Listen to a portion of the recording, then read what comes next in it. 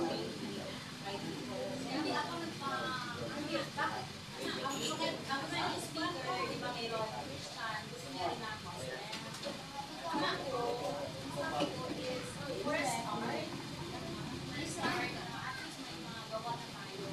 Pero medyo, ano siya doon, pero sabi ko, sa 40, dalawa ang Muslim, the rest, Muslims, yung maybe, sacrifice yung kailangan majority. Dahil hindi ko lang alam dito strong kasi masyado siyang takot. Masyado siyang takot na expose. Masyado siyang takot na expose. Kasi yung Muslims daw na day at light, ganun meron ba? So mga light okay lang. Oo, yun talaga. Parang hindi na ano ko man din hindi talaga concern. Pero sabi ko, hindi ko talaga sacrifice yung sabi ko talaga, I appreciate your honesty and input. Then, after our share.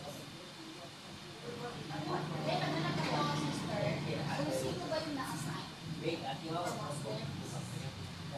Wala kasi kasi try kami siya, isa po kami.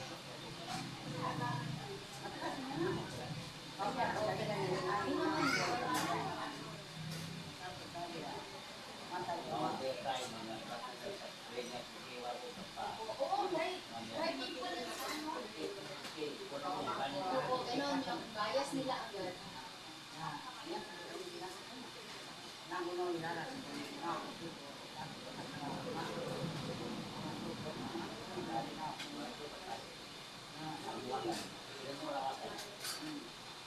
Ayaw ko nakakita niya kung paano pag-create. Ayaw nakita niya kung paano pag-create. So kami associating. Kasi yun na nga, kung convert siya, parang ano pa siya ng art. Ang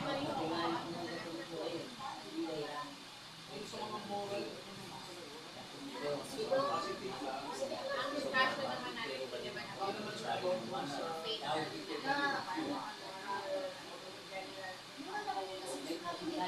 ba kung mag-adjust man sila, medyo shorter, kasi talagang kailangan agad nila sa yan, alam nila ba?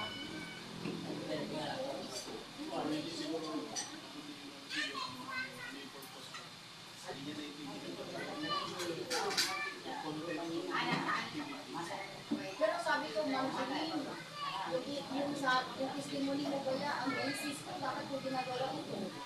Kung example talaga, yung nangyayari sa anak mo. Sabi ko, from engineering. Kasi ganito po.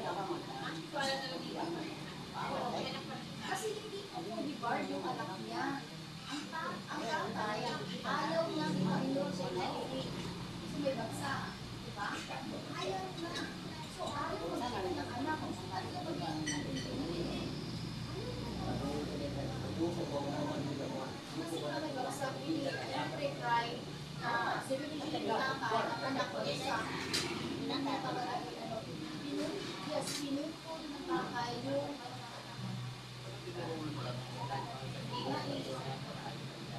tapos sabi ni Julie, marami na yung kasama mo, nababagsak na pala yung anak mo, sa nalihan.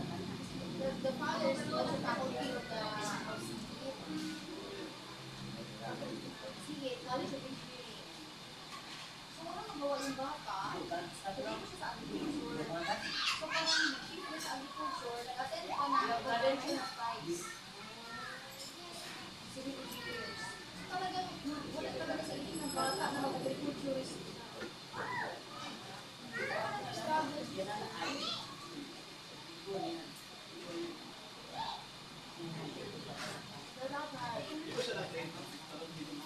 Napo, nagwala ka. O naman yung school, hindi mo kasi mag-iba.